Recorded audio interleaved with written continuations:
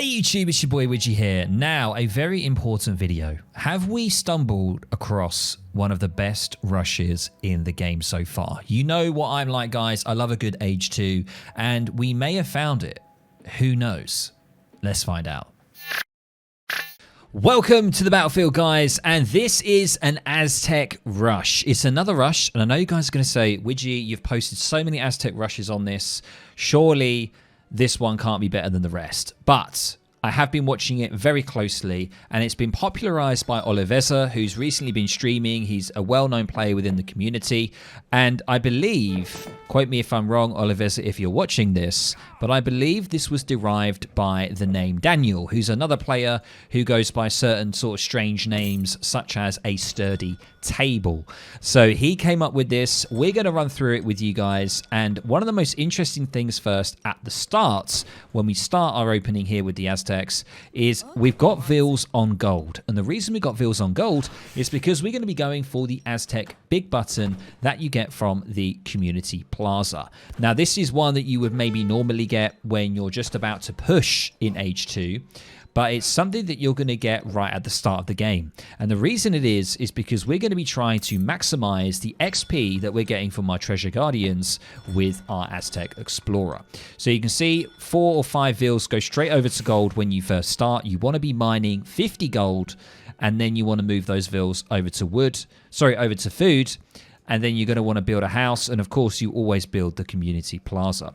And basically, I'm just going to do a quick pause, and this is the card right here, guys. It's called the Founder. The Founder is a fantastic big button, and it's basically 50 food, 50 coin, and it doubles the XP that your Explorer gets. So now, our Explorer, whenever we're going to be taking treasures down, we must make sure, of course, always with the Aztecs, that the Explorer does not get the final hit. We want our Eagle Scout or any other Treasure Guardians that we've managed to convert, we want to get them to do the work. So you can see they're getting that really juicy XP. And the first card we're going to be getting is 3 Villagers. So this is the deck here, guys. I'll do a quick pause. This is the deck, and there's a few things you could probably switch out. Things I wouldn't recommend to switch out, however, are your 3 Villagers, of course, in Age 1. The Cow Macaque is very important, and also unit shipments and your wood shipment in Age 2. They're very, very important for this strategy. And I'm just going to show on screen right now the deck and the kind of recommended sort of order, card order, shipment order that you will need for this strategy. Most of the time, this is what you'll go with, but sometimes there are some changes that you need to do. So you're going to be going for 3 Villagers first. You're then going to be going straight into 700 wood. Then we're going to be going 9 Slingers, straight into Spearmen after that, back to Slingers, and potentially into then Coyotes, and then Warrior Priests later on in the game. So there we go. We've run down the sort of the boring bit, the card order for you, and now let's get straight back into the juicy stuff here. So one thing that I mentioned, of course, the Explorers is very, very important. You must be constantly scouring the map for treasures because you want to be getting that XP.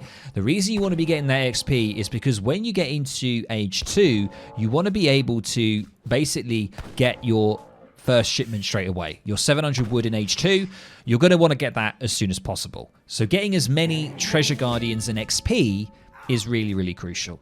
And we can see here now the second card is going to be the Cow Macaque. That's going to give you 1 Warrior Priest, and it's going to basically double the age up time when you go from Age 1 to Age 2. The age up we're going to be going for, guys, is the Warheart Travois. Okay, so you ideally want to be aging up on 15 Villagers. And the age up that we're going to be choosing, guys, is going to be the Elder. And that is going to give you access to a War Hut. This is the slower age up. However, because of the Cow Macaque, we've now doubled the speed. So you can see how quick we are aging up. And a lot of things are going to be going on here. And it's quite a tight macro strategy.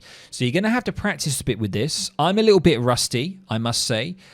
And you just got to try and plan how much gold you need for certain things. So you can see here, the minute that we are going into the next age, the transition, we're putting a market down. We're splitting Vils kind of evenly-ish over food, wood, and gold. It all depends on what kind of treasures you've gone for, of course.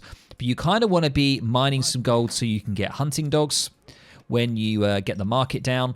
You also want to be mining here so you can start to get spearmen out from your war hut. So that is one of the reasons why Oliveza here has got some veals on gold, and you can see hunting dogs coming in, and those veals have immediately moved off of wood. And look at that macro, very tight there. So he's got the 50 wood there. He's left it. He's not building another house. So this is something to bear in mind. He's not building another house. He has got the XP available now and the card shipment available to immediately get 700 wood. And the 700 wood is going to be what's used to get his houses down. So you can see here the war hut travois has now popped out. And basically you want to put that sucker straight out into the middle of the map. Ideally, you want to maybe put it next to a hunt, put it next to a gold mine, whatever you want to do. You want to get that map control and get the war hut out. You can see how close this war hut is here for Oliveza. And there is a corresponding camp builder coming from Aussie Route Line here, and he's been putting down a watchtower. So it's going to be kind of a battle to see who can get the building up the quickest, and I think it will be the war hut. And 700 wood is now coming in. When 700 wood comes in, guys, you're going to want to build some houses. You're going to be very close to getting pop capped. Get a couple of houses down, and the rest of the wood should be good for your shipments. So we can see here now we've got Puma first, and this is where it can change a little bit again, because normally you want to be going for Puma first. You want to make your first Puma shipment, and that's why Oliveza had some veals continuing to mine gold. It's because you've got a plan for the macro. Now, the spearmen alone, I believe they cost 45 gold. Their gold cost is 45. So, of course, if you're going to need 5 of them, that is going to be 225 gold. You're going to need to get a full batch of them out. So it's all about that planning. And this is a little bit advanced, this rush. There are other kinds of rushes that are a little bit easier to get your head around. This one is quite tight on macro initially, but once you've got your first Puma shipment out, it's not as much. You can see there's some advanced stuff that Oliveza is doing here. He's quickly switching here between war dances, or between dances, sorry. He went for the fertility very quickly so he could get his spearmen out a little bit quicker. And you can see they've immediately popped out so they can start sieging. Spearmen have a tremendous amount of siege. These spearmen have 41 siege, pretty much nearly the highest you can get in Age 2.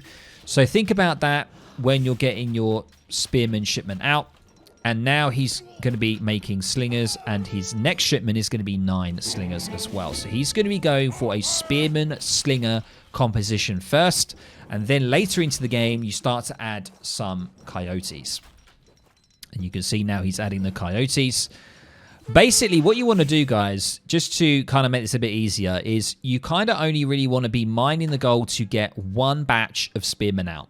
That's the first thing you want to do in the war hut. 5 spearmen out. The minute you've got those 5 spearmen out, move everyone off gold. You no longer need to create any more spearmen for now. And all you're going to be doing is that's where your 6 Puma spearmen is going to come in. So you can start to get even more of them. And basically, you're going to build up a 3-unit composition overall. It's going to be your spearmen, your slingers, and your coyotes.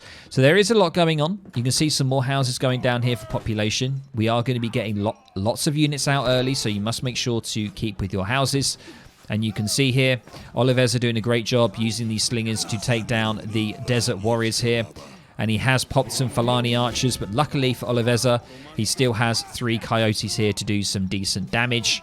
And you can see, look at the XP. Look at the XP. Because his explorer is with him, all of these kills that the units are getting, they're getting double because of that big button at the start. Look how much XP tempo there is now. 6 Puman are going to be coming out. Boom, there they are. What have we got after that? We've got 8 slingers on the way as well. And now we're going to be pushing in.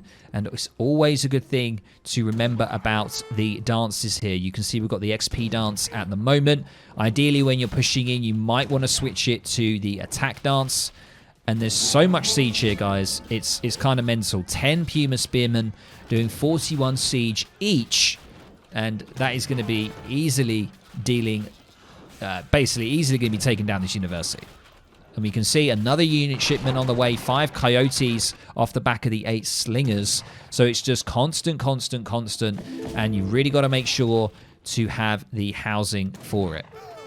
But you can see here, back at home, the kind of macro is majority on food, some on wood. You know, the 700 wood is going to last you quite a while. It's going to enable you to get 3 or 4 houses. It's going to enable you to get some slingers, some coyotes. But at some point, that wood will run out. And you have to plan that and move maybe potentially 5, 6, 7 vills over to wood so they can help you with the wood production. So as I mentioned, it's quite an advanced macro thing that you need to be aware of. I struggle with it as well, guys. But trust me, when you get this nailed, it's kind of insane. The tempo, as we're seeing right here being demonstrated, the tempo is nuts. The unit count is crazy. And there's nothing much that Aussie root line can do here. He's got some raiders, but there's so many spearmen here that it's making it difficult for him to do anything. Now, the explorer. So if your explorer or your hero does die, you can always switch the dance. There's a dance that you can do. You can switch that, and you can resurrect your war chief. And that is exactly what's happening right now. And it's going to take a little bit of time, but he'll be able to come back free of charge. Spearman doing a great job here, taking out some of the raiders, which is fantastic. We do see some desert archers at the back here, but it's no issue for Oliveza. There's so many units here as well. It's just too overwhelming for the Hauser player. He's now done with all of his unit shipments, and the next shipment is going to be 3 warrior priests. So that's going to be fantastic. Further warrior priest, guys, is going to enable you to get more XP trickle, more damage when you go for the war dance, and also for your fertility as well to increase your recruitment time, or to reduce the recruitment time.